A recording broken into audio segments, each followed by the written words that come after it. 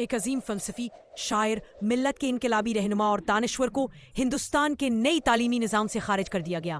اب نئی نسل اپنے ورثہ کو جان بھی نہ سکے گی۔ اپنے اثاثہ کو محفوظ رکھنا اب ہماری ذمہ داری ہے۔ کیا آپ جانتے ہیں کہ علامہ اقبال نے اپنا 2/3 کلام فارسی میں کیوں لکھا اور ایران کے انقلاب پر ان کی شاعری نے کیسا اثر ڈالا؟ جاوید نامہ میں عشق، وقت اور آسمانی سفر کی جو داستان ہے، وہ صرف شاعری نہیں بلکہ فکری بیداری کا ایک انوکھا پیغام ہے۔ ملاحظہ فرمائیں۔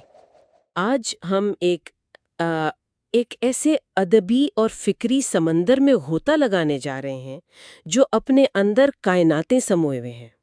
علامہ اقبال کا شاہکار جاوید نامہ، جی بالکل، یہ محض شاعری نہیں ہے، ایک پورا جہان معنی ہے، واقعی ایک غیر معمولی تخلیقی سفر۔ بالکل درست کہا آپ نے۔ یہ کتاب دیکھیں 1932 میں شائع ہوئی تھی، لیکن اس کے پیچھے اقبال کی برسوں کی فکر، سالہ سال کا مطالعہ شامل ہے۔ اچھا، تقریباً 3 سال تو وہ صرف اس کے مرکزی خیال اور خاکے پر غور و فکر میں لگے، اور ظاہر ہے اس سفر میں ان کے روحانی رہنما مولانا رومی ہیں۔ اور یہ دلچسپ بات کہ یہ سفر انہوں نے فارسی زبان میں کیا، یہ بات اکثر مجھے سوچنے پر مجبور کرتی ہے۔ اقبال کا تقریباً 2/3 کلام فارسی میں ہے، جی ہاں، جبکہ وہ مخاطب تو یہاں برے صغیر کے لوگوں سے بھی تھے جہاں اردو زیادہ عام تھی۔ آخر یہ فارسی کا انتخاب کیوں؟ یہ ایک بہت اہم نقطہ ہے، اور یہ صرف زبان کا معاملہ نہیں تھا، مطلب ایک شعوری فیصلہ تھا۔ ایک تو یہ کہ فارسی کا دامن بہت وسیع ہے، جو اقبال جیسے گہرے اور پیچیدہ فلسفیانہ خیالات ہیں نا، ان کے نیوانسڈ اظہار کے لیے زیادہ موزوں تھی۔ صحیح۔ دوسری بات، وہ اپنا پیغام براہ راست فارسی سمجھنے والی دنیا تک پہنچانا چاہتے تھے۔ اچھا، براہ راست رابطہ۔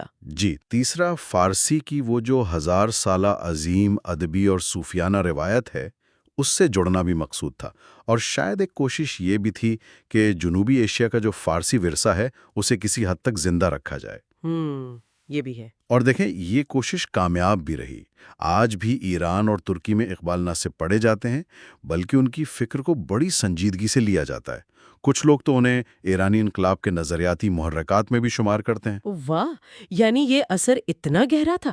اچھا، یہ جو آسمانی سفر کا تصور ہے جاوید نامہ میں، کیا یہ اقبال نے خود ایجاد کیا یا اس طرح کی کوئی روایت، کوئی مثالیں پہلے سے موجود تھیں؟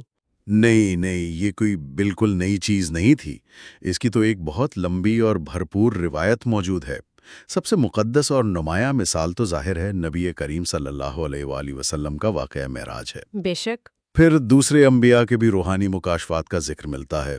قدیم ایران میں جائیں تو زرتشتیوں کا اردہ وراف نامہ ہے۔ اچھا۔ جی، وہ بھی ایک روح کے آسمانی سفر کا بیان ہے۔ عرب دنیا میں نابینا شاعر ابوالعلی معری، ان کے ہاں اس کی جھلک ملتی ہے۔ فارسی میں حکیم سنائی غزنوی ہیں، پھر شیخ اکبر ابن عربی کی فتوحات مکیہ میں بھی ایسے روحانی اسفار کا ذکر ہے۔ ابن عربی؟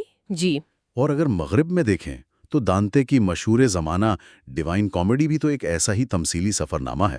جنت، دوزخ، آراف کی سیر۔ ہاں، وہ تو ہے ہی۔ تو اقبال پہلے سوچ رہے تھے کہ براہ راست معراج کے موضوع پر لکھیں، لیکن پھر انہوں نے اپنے اس تخیلاتی سفر کو قلم بند کرنے کا فیصلہ کیا۔ وہ اس روایت سے جڑ رہے تھے، تو وہ ایک طرح سے اسی کڑی کا حصہ بن رہے تھے۔ اچھا، اب ذرا کتاب کے نام پر آتے ہیں، جاوید نامہ۔ اس نام میں بھی تو ایک خاص معنی خیزی سی لگتی ہے، اس کے پیچھے کیا سوچ ہو سکتی ہے؟ جی، اس نام کی بھی کئی ممکنہ پرتیں ہیں۔ سب سے ظاہر تو یہی ہے کہ اقبال کے بیٹے کا نام جاوید تھا۔ جی، جاوید اقبال۔ لیکن جاوید کا لفظی مطلب کیا ہے؟ ہمیشہ رہنے والا، دائمی۔ تو شاید یہ کتاب کی پیغام کی آفاقیت کی طرف اشارہ ہو، اس کی دائمی اہمیت۔ یہ دلچسپ نکتہ ہے۔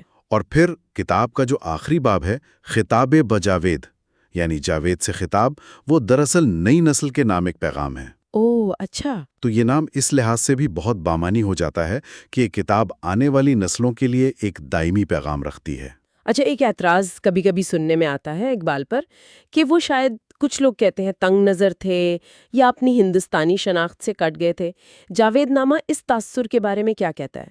یہ تو ایک آفاقی سفر ہے۔ دیکھیں، یہ اعتراض میری نظر میں تو اقبال کی فکر اور شخصیت کی بہت سطحی تفہیم کا مبنی ہے، اور جاوید نامہ تو اس کی بہترین تردید کرتا ہے۔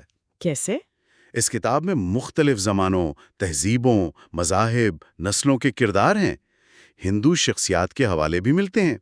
یہ سب اقبال کی وسیع النظری اور انسانیت کی آفاقیت پر ان کے یقین کا ثبوت ہے۔ کتاب میں جگہ جگہ ہندوستان اور اس کی تہذیب سے گہری محبت اور وابستگی کا اظہار ہے۔ اقبال کا اسلامی تشخص ان کی اپنی زمین سے محبت کے خلاف نہیں تھا، بلکہ وہ اسے ایک وسیع تر انسانی تناظر میں دیکھتے تھے۔ یعنی وہ دونوں چیزیں ساتھ چل سکتی تھیں۔ بالکل، اور یہ اعتراضات ان کے وسیع حلقہ احباب کو بھی نظر انداز کرتے ہیں، جس میں ہر مذہب و ملت کے لوگ شامل تھے۔ صحیح، تو یہ کتاب ان کی آفاقیت کا منہ بولتا ثبوت ہے۔ اچھا، اب ذرا کتاب کے بالکل آغاز کی طرف آتے ہیں۔ وہ جو شروع کے اشعار ہیں، جہاں وقت کا، کائنات کا اور تخلیق کار کی تنہائی کا ذکر ہے، وہ بہت گہرے ہیں۔ وہ اشعار؟ جی، وہ واقعی جاوید نامہ کی روح تک پہنچنے کی کنجی ہیں۔ دیکھیں، رومی کی مثنوی شروع ہوتی ہے نے، یعنی بانسری کی فریاد سے، جی ہاں، بشنو از نے، جو اپنے اصل سے جدائی کا نوحہ ہے۔ اقبال چنگ نامی ساز کی فریاد سے آغاز کرتے ہیں۔ چنگ ایک زیادہ پیچیدہ ساز ہے، تاروں والا، اس کا کینوس وسیع ہے۔ ٹھیک۔ یہ شاید اقبال کے سامنے جو کثیر الجہتی، فکری، سیاسی، سماجی مسائل تھے، ان کی عکاسی کرتا ہے۔ پھر جہان ہفت رنگ کی ترکیب، یہ کائنات کے ظاہری اور باطنی تنوع اور انسانی نفسیات کی پیچیدگیوں کا استعارہ ہے۔ جہان ہفت رنگ، واہ! ایک بہت اہم نکتہ ہے، روزمرہ کے کیلنڈر والے وقت سے آگے ایک اور حقیقی باطنی زمانے کی تلاش۔ عشق کی تکویم میں عصر رواں کے سوا اور زمانے بھی ہیں جن کا نہیں کوئی نام۔ کیا بات ہے! اور سب سے بڑھ کر ان اشعار میں ایک عظیم مفکر اور حساس تخلیق کار کی وہ گہری وجودی تنہائی جھلکتی ہے جو شاید ہر بڑے ذہن کا مقدر ہوتی ہے۔ واقعی بہت گہری باتیں ہیں۔ تو گویا جاوید نامہ صرف ایک خیالی سفر نامہ نہیں، بلکہ فکر و فلسفہ، تاریخ، روحانیت، انسانی نفسیات، ان سب کا ایک ایسا خزانہ ہے جو قاری کو چیلنج کرتا ہے، سوچنے پر مجبور کرتا ہے۔